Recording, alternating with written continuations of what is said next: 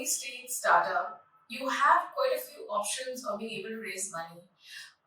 Again, a lot of startups feel that early stage is hard to raise money. Actually, it's much easier to raise money in the early part of your journey. When you get closer to Series B, that's actually when it's really tough, because to convince somebody to give you anywhere upward of 50 crores to 100 crores as a single check to you and trust you to build and use that money effectively is tough. Whereas in the early stage, you're raising maybe 1 crore, 2 crores, 3 crores, that's roughly the kind of number that a lot of early stage companies do raise. So, of course, you must go to angels, you must go to your family and friends. Now, I understand for a lot of founders who come from, let's say, different backgrounds, they may not have a circle of family and friends who can probably afford to give them, even say a few lakhs of rupees.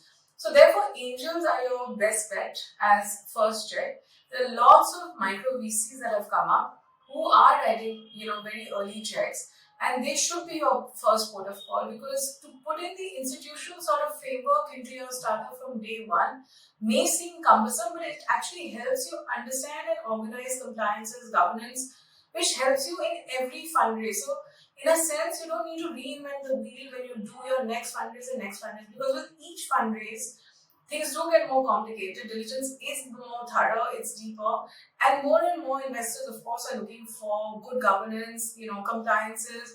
Compliances are getting more and more stringent in India.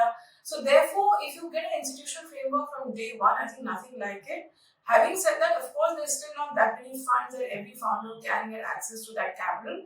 So, angels are a very good source of early capital, and you must try and reach out to as many.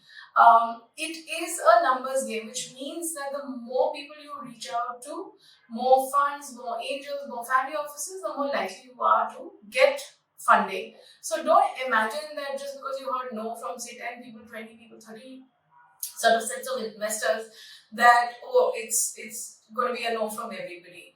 The question is, you may need to speak to a lot of people before you hear a yes. So don't lose hope. Keep trying and keep listening to the feedback you're getting from investors. Some feedback is good and valuable. A lot of feedback is useless. And sometimes the feedback does make you feel very small and bad about what you're doing. But you've got to shut out the negative voices, the negative sort of, which is useless as advice, and really try and focus where you're getting valuable insights as to what is it that investors are looking for, so that as a founder, you're talking with investors in a language that both of you can easily understand and therefore close out the transaction.